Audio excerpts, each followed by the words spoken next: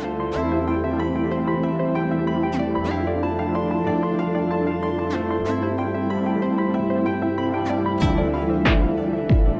afternoon, everybody. Welcome to our virtual global panel presentation today, hosted by the Nonprofit and Public Service Center at Lakeland Community College and Dare to Care International. I'm Amy Sabbath. I'm the director for the Nonprofit and Public Service Center at Lakeland. So the center is a resource to nonprofits and public service organizations in Northeast Ohio. We offer professional development programs, consulting services, and a variety of other opportunities for networking collaboration to help build our community here. Dare to Care International is a nonprofit social impact 501c3 organization that's dedicated to serving children around the world. This presentation, 5 Countries, 1 Mission, is a global look at how the world is uniting to protect our children during the pandemic crisis. So in the next hour, you're going to gain a global perspective in a cross-cultural virtual conversation on how the pandemic has impacted children and nonprofit organizations in India, Nigeria, Cameroon, Guatemala, and here in the US. So you're going to hear how we're supporting each other globally and creating unity and hope for all. As we were planning this presentation, we started thinking about the fact that technology can sometimes be a little bit glitchy, and sometimes we have some issues with technology. And since we have panelists from all over the world, we wanted to be sure that we didn't have any problems today. So what we did is we pre-recorded the actual panel discussion, and we're going to play that for you here in just a moment. The panel members are all here today, and you can see them here live. And so after we play our discussion, then we're going to do some Q&A with the panel. You'll be muted for the duration of this webcast, but you're invited to type your questions in the chat feature located at the bottom of your screen here. And then Nicole will get to those. But I'm going to turn it over right now to the president and CEO of Dare to Care International, Nicole Parker, who will introduce our panel members and moderate this event. Thanks for joining us. Thank you, Amy, and welcome everybody. It's really great to see some familiar faces here in tiny little boxes. Thanks for joining us today. 3 months ago, COVID-19 was declared a pandemic. This disease is prevalent across the entire world, affecting almost every country. In fact, I just checked this morning and it's affected 188 countries.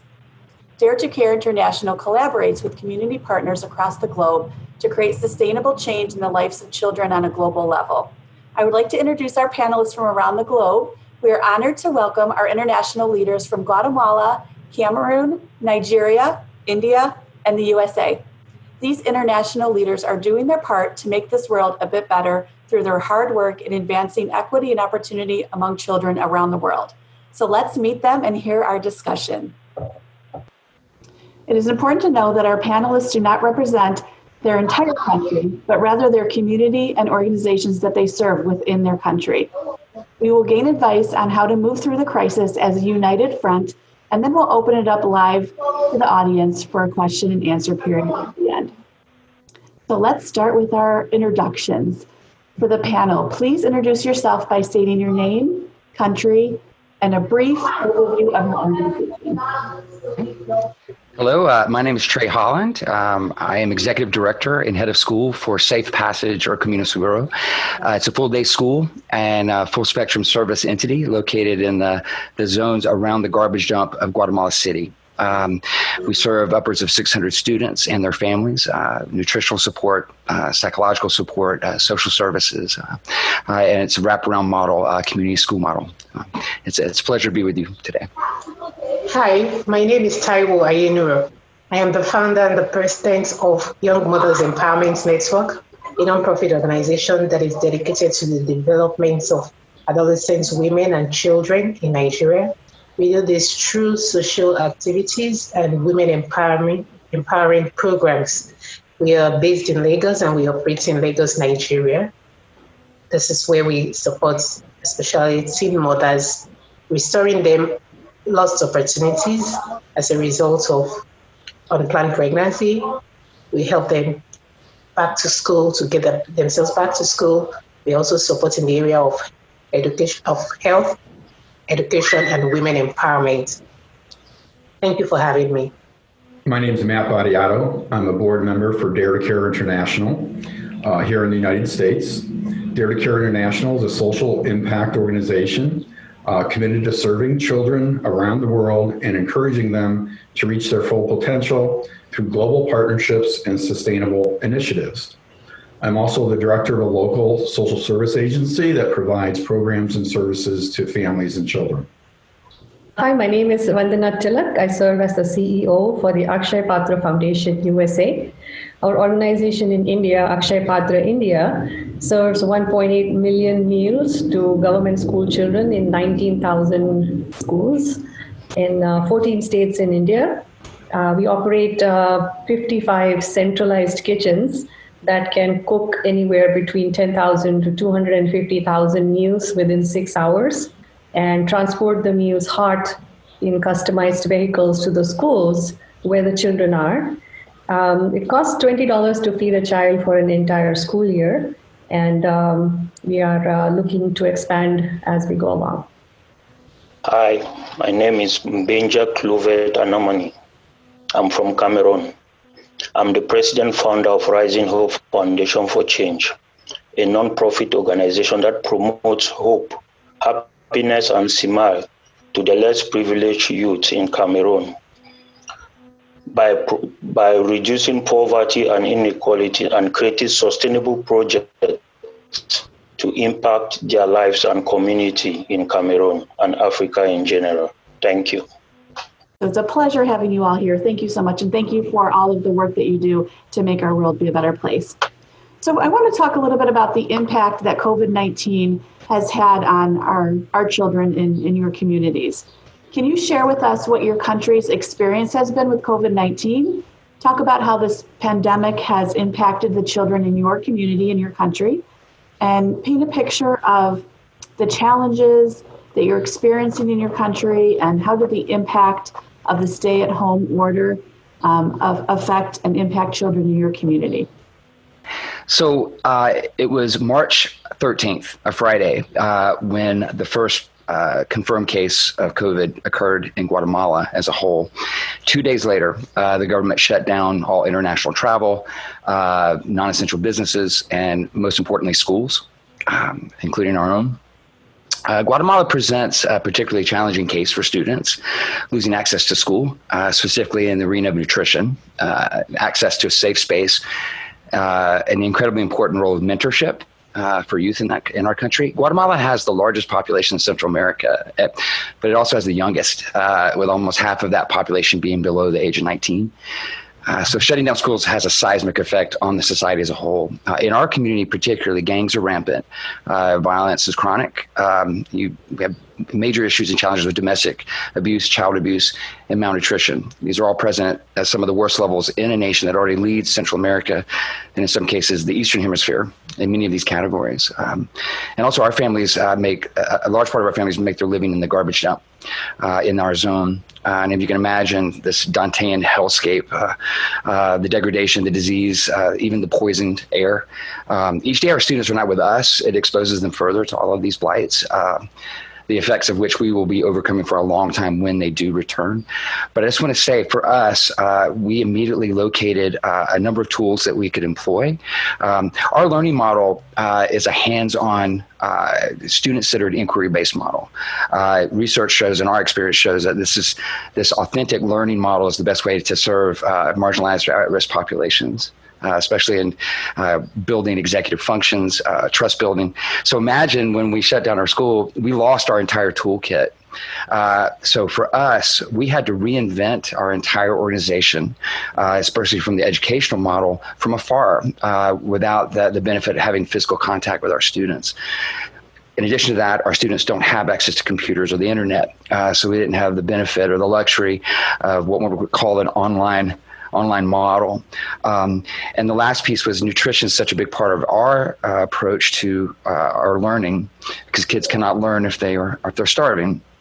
we had to basically build our plane while we were flying it.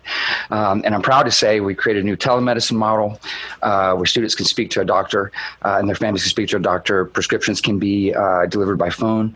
And we've also got a food delivery and disbursement model where families can come in a, shall we say, a socially distancing and responsible manner to acquire nutritional assistance, cleaning materials, and most importantly, academic work. And the last thing I'd like to say is if you have a hands-on learning model, an expeditionary learning model as we do, project-based, very proud of our academic staff and the way they were able to attack the problem of reinventing the curriculum and the program as a whole and get it into a form using these archaic tools, essentially physical packets, using materials in the home that the students already have access to in order to create some hands-on experiences for them. So we're excited about our ability to adapt. But for us, we have great concerns about what we'll find when the students return to us, because the greatest way we have of identifying issues with our students is our physical contact with them. So we're both excited and proud, but also we have a daunting challenge ahead. The impact of COVID-19 in Nigeria has actually been, both positive and negative. I would like to talk about that. And like we all know, every challenge presents an opportunity to make impact and to, discover new things. So starting with the positive things that has happened, with the COVID-19 program, basically the teachers have developed new online skills such that they can at least reach across to the children in their homes through e-learning. So that's one of the things that has not been exploited previously, but during this period, we've seen quite a handful of schools that have been able to work on that. But largely we have the impact on the children, being around, their inability to go to school, of course, staying at home and being locked, down together with the parents, and so they have this reduced physical activities, in terms of just being locked down virtually all the time, 24/7, and for quite some weeks, over two months now. So they have this reduced, this has impacted them in terms of, their physical activities, which has been reduced, which we know is good for children. And also their education has also been impacted because a lot of children are not able to access the formal learning from their teachers, because we only have there is a general proportion of people that cannot afford this e-learning, even provided by the schools, and mostly the schools that are doing this are private schools, but the majority going to the public schools, even the government has not been able to even put all this in place right now, because this requires a lot to implement. So it has impacted the children's education. They are not able to continue with their education. And for those that are also been able to go on, of course, it's not as standard as it has been, and the learning experience has not also been the way, because this is totally new for them, having to take classes on Google Classroom or Zoom. It's a totally new experience, and this has also affected the quality of education and the communication or the experience they normally would have had in their classrooms, the classroom experience and what they would have had with their teachers. So we know that this has impacted the education in this regard. But good enough, the government has also tried to maintain the free meal program that they've been doing, to make sure that children don't lack in this area, and especially, in the area of palliatives, for as much as it is needed, the distribution is being made. So another thing is also the data that is needed, and the device that is needed to access services even where they are provided, or to access education for them where they are provided. Not every child or not every family, especially for the families that cannot afford this. And of course, we don't also have 100% power supply to be able to access this even when they are available. So I would say that the COVID-19 pandemic has actually impacted in various ways, and especially depending on the socioeconomic status of the families or the communities involved. So it's been different across board, but generally we know that it has not been like the usual. So things have been different. So it's affected education, and also the health of the adolescents has also been affected. We are a group that responds to the health needs of our young people, especially our adolescents. That is one of our major focus areas what we do. And we have youth-friendly centers where these young people come to access services. And due to the pandemic, also, we have not been able to run these youth centers, and because of the restriction on movement. So this has also affected our young people from accessing these services which has been a safe space for them to come and talk, especially children that are vulnerable to abuse and other things like that. So this has affected them. So, in terms of the United States, as Trae mentioned, by mid to late March, most businesses were closed except for essential businesses. So employees were either laid off or working from home. And in terms of children, the schools also closed and daycare centers closed. And that resulted in those families being together now at home. In terms of like Gracie said, there's positives and there's challenges. Some of the positives are that family time. They're together now. They're hanging out at their home, learning more about each other because they are home.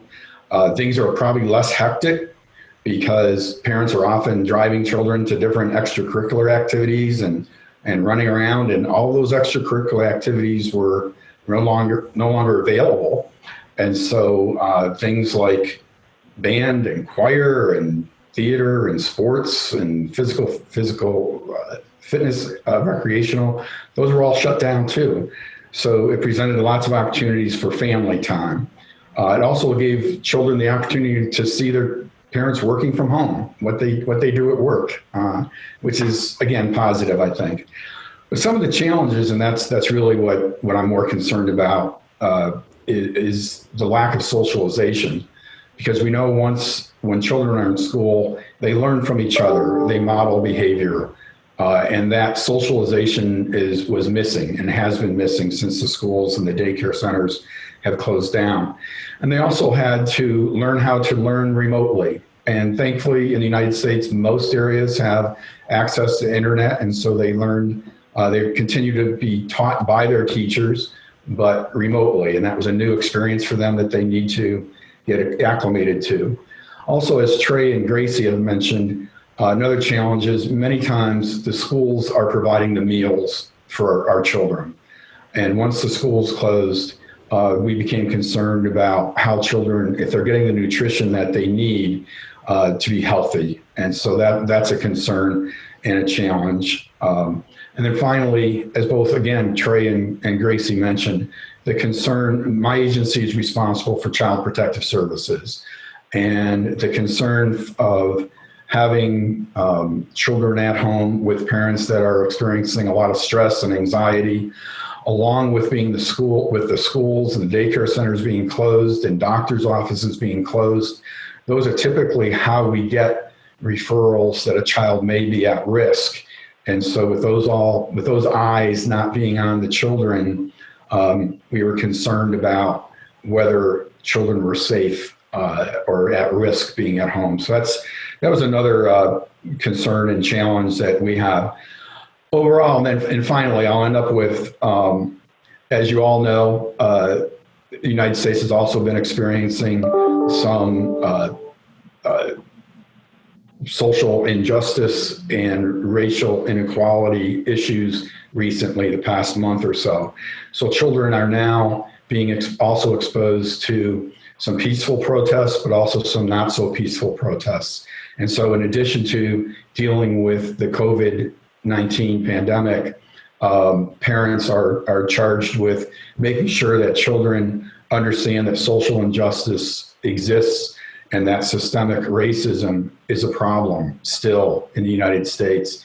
And so combining all of those responsibilities is a large take on for many parents and adults. And so those are some of the things I think that are affecting our children here in the United States during the pandemic. So it's pretty much the same across the world, right? It's a global pandemic. And India, in the last census, according to the World Food Organization, actually fell. So there are more hungry children than there were 10 years ago, ordinarily. And the pandemic just makes things 10x of what we were experiencing before. So since the COVID struck, India has a lockdown still in effect since March 24th. And the biggest challenge that was not anticipated but had to be done in a very enormous magnitude was that migrant workers who were working in the cities wanted to go back to their villages because they were daily wagers and they did not have any income. So there was no food, there was no savings. And every single public transportation got shut down. So they were stuck, and literally millions of migrant workers with families, with children were seen walking in 100-degree heat, trying to get back to their villages. So there was enormous starvation, not just for children, but families of the migrant workers. In our schools that we serve, the children happen to be daily wage families, which means they survive on $1.50 a day. And when COVID struck, the migrant workers from our kitchens went back to their villages. Children went back to their villages. And we normally know that as in the US and in other countries where school meals are provided, children go hungry during summer breaks and during the holidays. And same is the case with India, that during the summer months, children tend to lose weight. And after coming back to school, often about 72% of the children who attend government schools, the meal that we give them is the only meal they get in the day. So it actually is an incentive for a school lunch as well as an education. But that aside, what also happened with COVID was with the lockdown, the entire family is going hungry. And so Akshaya Patra, being where we are with cooking millions of meals over the last 20 years every day, we were called upon by the governments of states and the central government to feed migrant workers and families. So we reopened our kitchens, brought back the migrant workers back to our kitchens to start working. Thousands of volunteers from other NGOs, from the Home Guard, from corporates volunteered, and we started serving meals on the 25th of May, the next day after the lockdown began.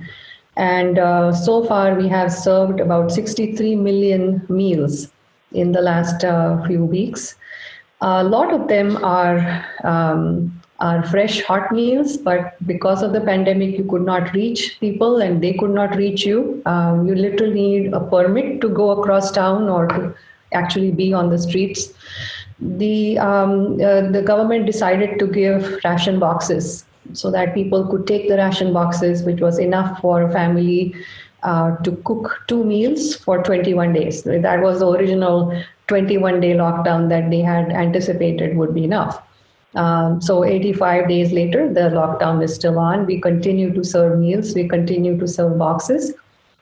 School should have started in July, traditionally in India, around the early part of July.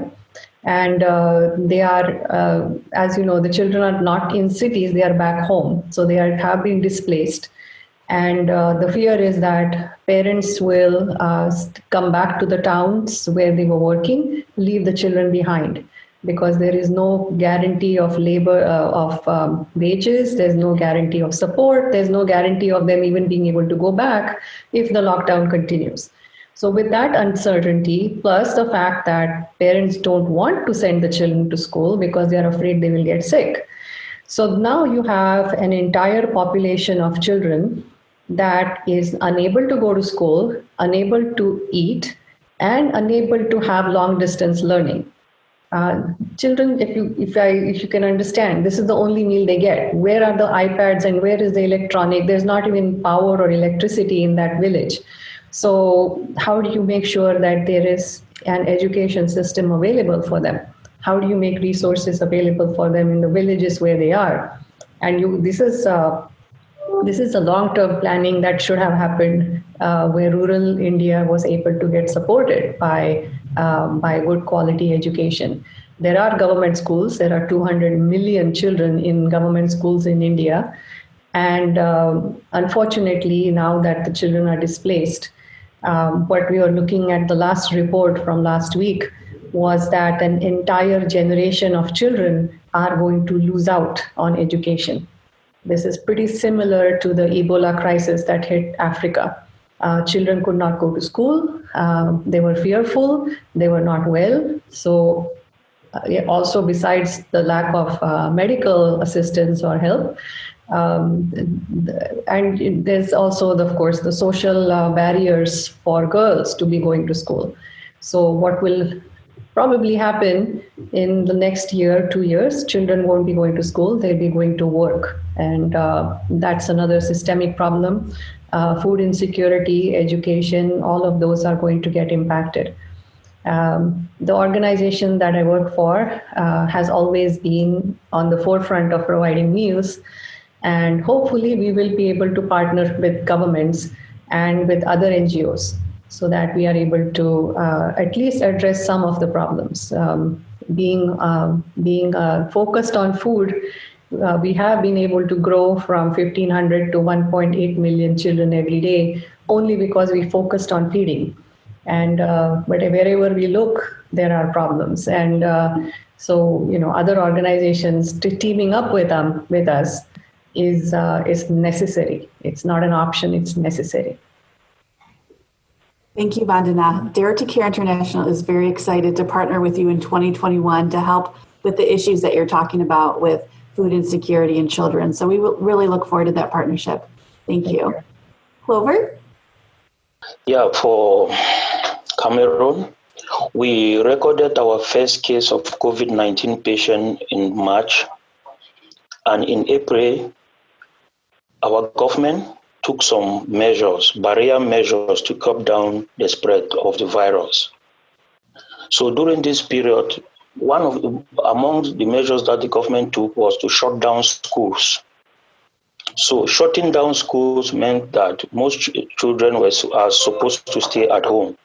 Staying at home during this period is very, very difficult for most of the Cameroonians population, especially those in the rural areas in Cameroon, where our activities are focused. Because most of them, they cannot meet up with their basic needs. It's more of a subsistence farming area. So most of them, instead of these children, because at this point they were supposed to stay at home because of the lockdown, it's difficult for them to stay at home because they don't have the means. Most of these children, they are on the street selling. Some of them are going back to farms instead of them to stay at home and meet up with the normal restrictions of the government. It's a challenging task because they cannot meet up. They lack, first, the basic needs. Two, they don't have the means to do an online studies. But the government, in a way, I would say is on a positive and negative platform, because at the same time, it has introduced e-learning in Cameroon for the first time.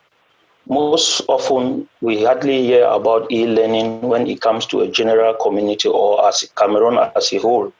So this time around, it was introduced on our public television and radio stations. But now, those in the rural communities, especially where we work, where our activities are being carried out, they don't have the means, they don't have electricity to follow up. They don't have television set, so it's a very daunting task for them. And most of the teachers now, they resort in creating WhatsApp groups. And in this WhatsApp group, these students that are supposed to stay at home are the ones paying for the data for the teachers. And also, they also have to do it for themselves. So it's a double sword for them. So it's very, very difficult for them to manage during this period of the crisis. So at this point,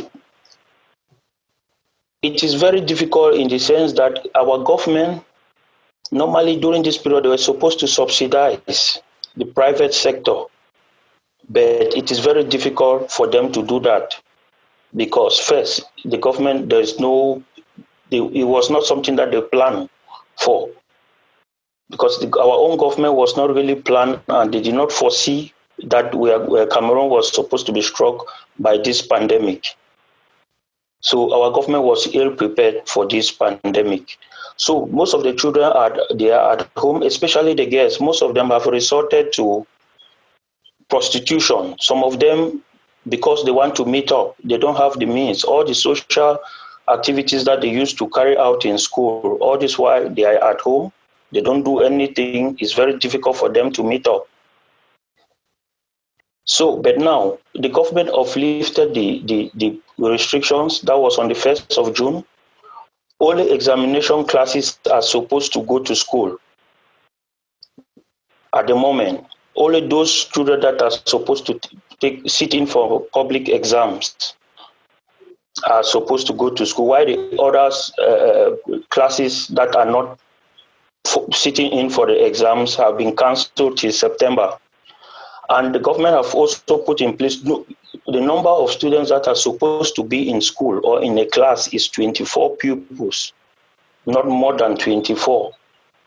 And parents are allowed to take their children to school, but not inside the school compound. So those are the difficulties that we face in Cameroon at the moment. Thank you, Clovert. It's really interesting to hear how, I mean, we all are spread around the globe in different areas, but a lot of the things that children are facing are very similar overall. So my last question to the panel is, what is your best advice on how the world can unite during this time to promote hope, provide love, and move through this pandemic effectively? How can we unite globally together? And a lot of us have had an immense amount of time to reflect over the last few months. As busy as we've been, hard at work at the missions that we're all serving, we also had time, I think, to think about what all this might mean. And we might not know for a while, but one of the things that has occurred to me, by the way, my background is also as a history teacher. And I must say that I think that the COVID crisis globally is the first true unifying human event in all of history. World War II wouldn't qualify. There were parts of the world that didn't even know what was happening at the time. In 1918 pandemic, it took years for us to really understand the consequences and ramifications of that disease. Climate change doesn't qualify. It's too broad, it's too big. But over the course of 3 months, the entire human species, all of us, everywhere, we're experiencing fear, concern for our families, worry about the future, worry about our own health and those that we love. And you think about the fact that 90% of the world's workers were living in countries on partial or full lockdowns. No country was untouched. So I see it as the first truly unifying event, shared event in human history. So what does that mean, really? The idea, I think, is now farcical to believe that what's happening on the other side of the globe is not affecting me. A disease that begins in China a month and a half later is killing swaths of the population in Europe, and then a month later doing the same in the United States. So to have the luxury of thinking that what happens on the other side of the globe is not affecting me directly is no longer possible. Borders don't obey the disease. Again, the idea that borders keep us apart is an idea that I think has been proven to be obsolete. So that's number one. And I would say that catalyst, that unifying event that has destroyed the idea of division, the idea of differentiality in the sense of national borders, you combine that with other forces that were already in motion, think about the idea that in education for the last 20 years, what have we seen in education? It's been a hard slog, but we've gotten away from the idea of discrete learning, memorizing, rote book learning, and we moved into this really rich realm of student-centered inquiry, question answering, problem seeking, not just problem solving, but problem seeking. And then finally, you combine that with the wonders of international communication and virtual connectivity. I mean, even our students with families that live on $3 a day, our students are enjoying the opportunity to work with students in the United States on virtual projects, class to class. And our student, it's not a one-way street. Our students are bringing expertise on upcycling, recycling. They're experts on what to do with castaway materials, working with students in the United States on rain capture and technology. So this is not theoretical. It's not rhetorical. It's not a rhetorical flourish to say that virtual connectivity has transformed education and the ability, and this is the final point I would say, we talk about global citizenship. And I've already talked about the crisis and what it's done in terms of our new awareness of our connectivity. But the idea of being an agent of change, the education piece is proving that students know that they can make change. And if you add that technological communicability piece, the idea of global citizenship is no longer the province, I believe, of specialized activists or those who have the means to travel. It is now the ability to get, if we can do this, if we can meet on Zoom, that means we can build relationships on Zoom. That means we can build authentic connections on Zoom. And that's the basis of change. So when I add all this together and we ask this question, will the world be a better place in 10 years from now? I'm actually at the point where I believe, and it might seem out of place to already be thinking about the benefits of the COVID crisis, given all the suffering that's still unfolding and the fear, but to look ahead and say some of the obstacles that have prevented us from having the future we want, we might at this moment be seeing a conflux of different forces that are going to allow us to overcome those. So that's what I tell my children. Yeah, I would like to share on that. Okay, so honestly, like Trae said, the pandemic has been so eventful, and it's something that has been a reawakening for everyone across the globe. We have seen that we are all just human beings, and the COVID has exposed that there is no difference amongst all of us, regardless of our color, our race, our gender, our sexual orientation, or anything. It has affected, and it is affected everyone across the board. And even in terms of age-wise, we can even see that the predictions are changing every day. Initially, we had thought that the elderly are the most vulnerable, but with recent statistics, we are even seeing young people that are, getting affected by the diseases, and we have even seen some elderly pull through, recover, while young ones lose their lives, even without any, previous history of, underlying infections and things like that. So what I'm trying to say with regards to that is, this is an eye-opening event. This is an eye-opening thing for every one of us to see that we owe every other person. There is nothing we owe one another than love.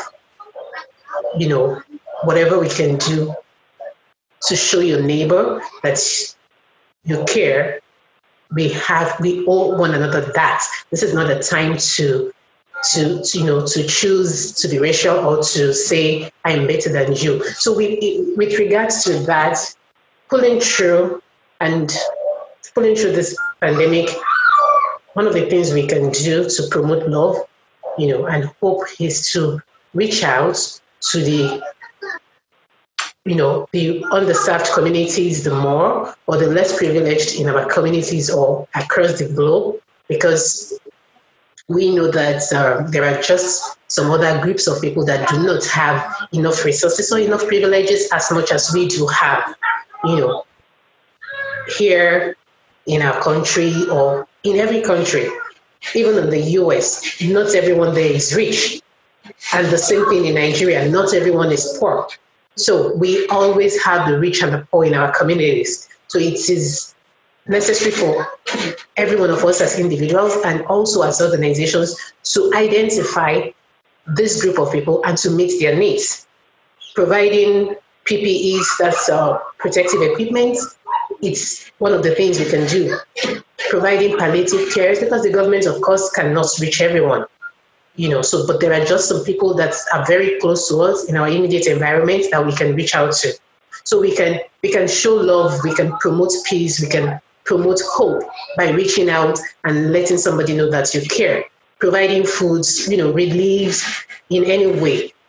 Because most families have, everyone has been locked down. And some families have lost their jobs due to this pandemic, while some still have their jobs. So for such families, it is not an easy thing during this period. Some families cannot go to work. Private owned businesses, some of them cannot run. So what do we do to help them? And we are in a place where the government says we don't even have relief funds like we have in some other Western countries. So we need to reach out to these people as well. We need to show them our love. From whatever we have, we also need to, reach out to them and help to meet their needs.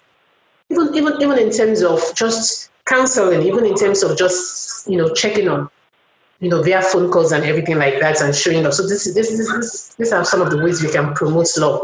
It's just truly coming from a place of genuinity and true affection for one another.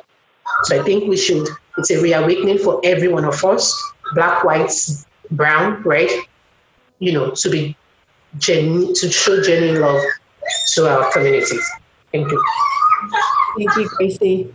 And I know, Vandana, you said something, I saw you were trying to chime in there, so I'd like to hear what you wanted to add to this question. Yeah, I think, thanks, Nicole. What we are as organizations on today's meeting, we represent voices all over the planet that are not heard. Yet they are the one factor that's the future of this planet, no matter where you're looking. And it's time for us to not just look at our planet, but also start with looking at our own selves, that we are an integral part of the solution, every single person we are. And if you're, whatever your biases are, whatever your unifying ideas are, whatever your challenges and supports are, know that there are millions of people who share your ideas. So not only children don't have a voice, but there are voices that are now speaking up for them. So I really would love to see NGOs and organizations working together to be able to get their voices heard as organizations, because children on their own can't. And that is where organizations like ours need to step up and be able to bring that change about, because it's always in the numbers that you see a difference happening. This is what we have been seeing the last few weeks, whether it's for medical health, medical emergencies, or health, or education, or the environment, or discrimination against minorities. Every single thing is now coming up to the surface. It's like the world is churning all these different ideas, and everything is coming up to the surface. And trust me on this one point, that every single of these challenges does not have a solution individually. It's an integrated solution that addresses every single one of these things. And more than a crisis in health, it's a crisis in leadership. And leaderships only listen when a lot of people start talking about this. And that's our opportunity to kind of bring at least 5 organizations together that are around us and say, let's work on this, and make ourselves heard, because we are kind of representing the future of this planet. Adding to what Vandana just said, it's really, I agree totally with that it is very important for us to have increased partnerships. And truly, this is not a time for anyone to be selfish, or for any nonprofit to want to, be seen as the one making the impact, because there is really nothing that we can do.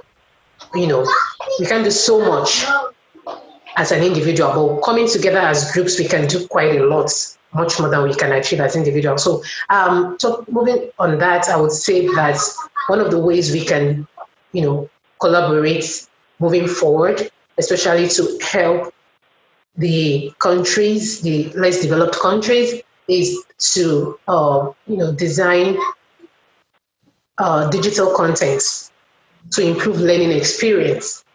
Yes, we are hoping that after the COVID or post-COVID, there will be, life will return back one way or the other, but we cannot have it the way we have always had it.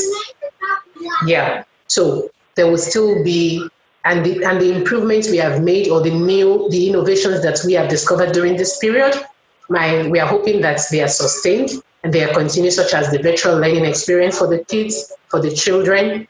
So it would be nice to have collaborations from the developed countries or from the USA or others in terms of designing digital content that can, appeal to the audience of the children to learn, especially in communities where we have not had this previously. We can tap and borrow from those that have already experienced in this area. So digital content would be a nice way to move forward to help to improve the learning experience of children in underserved communities. Thank you. Please, before you close, I just want to add I want to say something. Okay, go ahead, Clovert. Yes, please. Like the title, we say 5 countries, 1 mission. I think that is a very, very good idea behind this, our meeting. So to me, it's like all of us, we just need to be our brother's keeper, no matter where you are. We have to do something to impact somebody. Maybe your neighbor, somebody far from you, but you just have to do something. I believe we should come up with a good partnership during this period where we can reach out to many people as possible. Like the case of Rising Hope Foundation for Change, we are already working on the field, supporting children in our community. Like you saw the last video that we did, that was in my form Bonari Combo. So we would like to extend this same gesture to the royal community, because what I discover, or what we discover as a team, was that a lot of people need to be sensitized when it comes to COVID-19. Because at this stage, in my country, and especially in the rural areas, they still don't believe that the COVID-19 is real. So we still need to do more of the talking, more of the sensitization, try to follow the rules and the barrier set by a World Health Organization.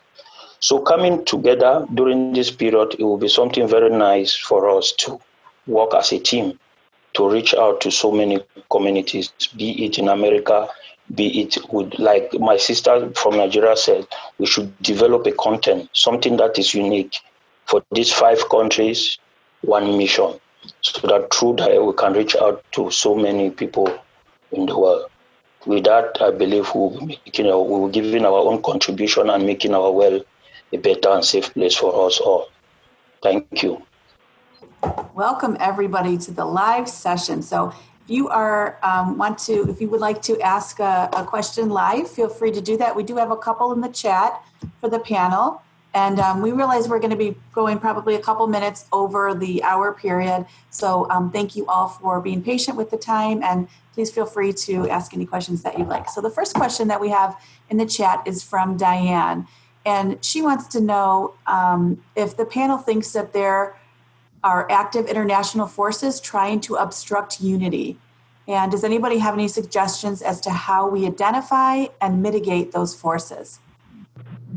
That's a fantastic question. It has philosophical groundings and some of the most important questions in history about tribalism, about national identity. But I would just quickly say, if I had to pick a force, in my opinion, that still continues to be our largest obstacle to international unity, it's our sense of economics. We have a very obsolete understanding of extractionist economic endeavor. It leads back to the idea of national impunity and national borders. I would use climate change as the largest example of the failure of our economic system. The idea of the commons. We cannot solve the issue of climate change with a past understanding of profit seeking. But the good news is that there is a lot of movement, I believe, internationally, and understanding the philosophy of economic gain, the pricing of carbon, for example, that transcends our past understanding of beggar thy neighbor economic philosophies, which is the only way we're going to be able to move forward, I believe, internationally. Is transforming understanding of profit, expense, and the idea of gain in an economic sphere. Thank you, Trae. Next question we have from Bosan. We all agree that post-COVID-19, it will not be business as usual. How do other NGOs intend to reach out to the vulnerable population in rural areas without putting their personnel lives at risk in terms of being infected with the virus? What other measures can we put in place in order to continue to provide our social intervention programs effectively without marginalizing very poor individuals in our communities, aside social distancing and quality hygiene? I just read an article yesterday about how in the US, even though the pandemic is all over, there's a second spike coming up. This was a very timely article when cities are opening up that daycare centers, including the YMCA and all range of daycare centers, have had almost nil cases of COVID in their facilities with their children. All they are doing is having children wearing masks, social distancing, taking care. And this is a big deal, because when you open up a city, you have to be careful about and these are all daycare centers that were forced to remain open for all the frontline workers, including teachers and health workers, grocery store workers, everybody. So if you ask the question that how do you solve this, then you have to be careful. That's number one, wherever you are. Testing is proving to be a very good deterrent for making sure that people are aware and are being very extra cautious. For us in India, we have we are operating kitchens, so we are operating food that has to be supplied to our children and families. And in that case, not only are they migrant workers who are living in very closed conditions, but kitchens need to be deep cleaned all the time. And when schools begin, it's an even bigger issue, is that we don't want to be a super spreader or the source of something. Thankfully, in the last few months, we have not had a single case, even though we have had thousands and thousands of people working. And in India, it's very difficult. Staying socially distancing is a luxury. Hand sanitizers is a luxury. Washing hands is a luxury. Everything is a luxury. And there is literally, how do you manage that? So it's it's quite a big accomplishment not to have anybody sick in our facilities. But overall, globally, I think being careful and addressing this, and no matter what our politicians or anybody is saying, take care of yourself. You can't help anybody unless you do that. Thank you, Vandana. The next questions are around education, and these come from Dawn and Tammy. And they're wondering about what type of educational tools do you think have the highest impact right now, especially when technology is not available in some countries? And then how do masks play into the whole role? And what kind of virtual education content can we provide for different communities, and especially in rural areas? If I can respond to that, like I mentioned earlier, digital contents are what we really need to work more for the communities that have not previously been into this for a long time. So digital content, we need to build that, because these have not really been available previously for the underserved or the less privileged communities. It has to be friendly, and we put into consideration that devices, that is electronic devices, or even data supply may not, they don't have so much access to that, especially, and that's just because of the finances that comes with that. but we can, provide applications like, such that they are downloadable and then they can go back to there, like the offline content, So it's a gradual process, and if we continue to, the effect of the pandemic on everyone in March is not the same as it is now. We have all tried to build some courage and build some, we're trying to overcome it day by day, month by month.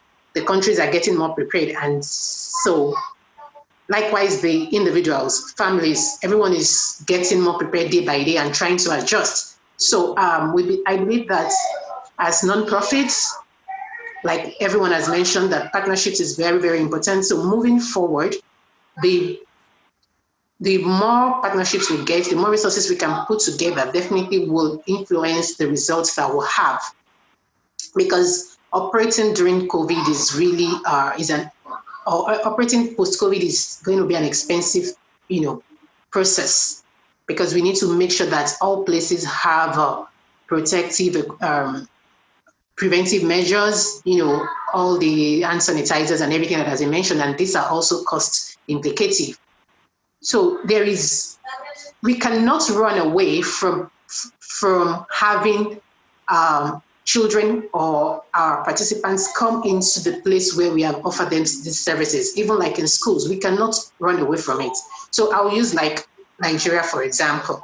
Like I said, the pandemic has affected in different categories based on socioeconomic status. So obviously some children have access to their tablets, and they can access, whatever that is going on. So what I'm suggesting is, or what I'm foreseeing to be happening is that for those that cannot afford it, of course, we will still have the schools or the centers, the learning centers open to them, such that they can come in to receive all these services. However, those that can afford it, definitely they will access it.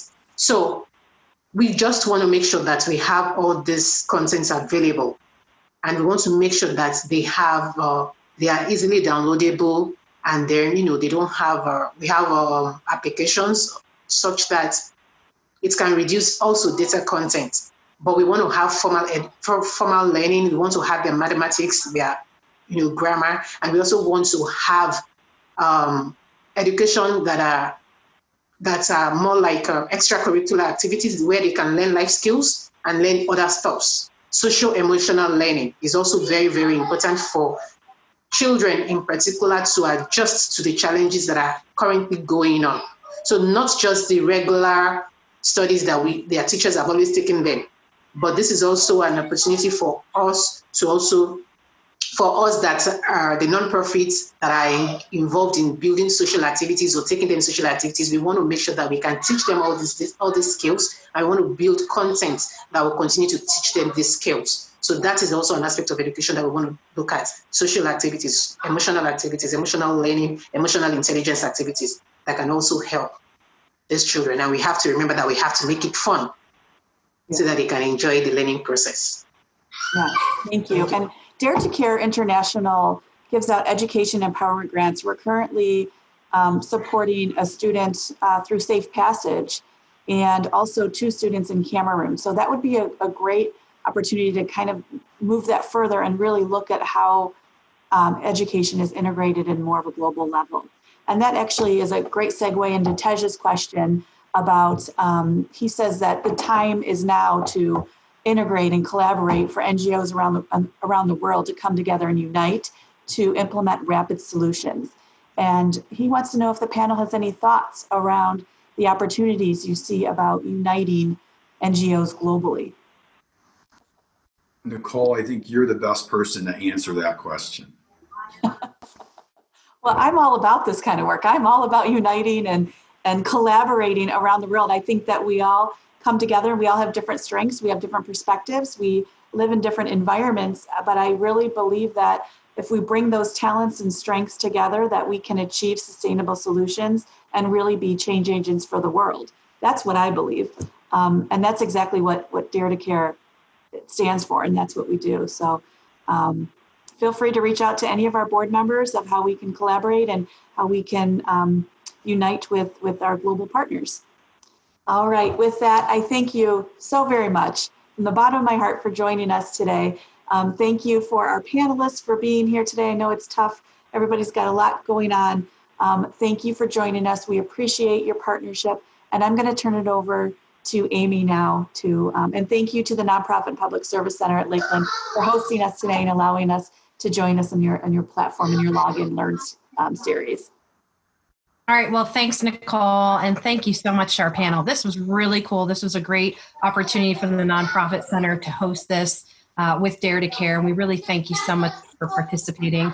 The Nonprofit Center has been hosting these webinars, Log On and Learn webinars, every Thursday for the past couple months. We're going to take July off, but we'll return back in August. So watch your email for our schedule kicking off back in August. And thanks so much again for all of you that took the time to be here with us today. And we hope you have a great rest of your week. Bye.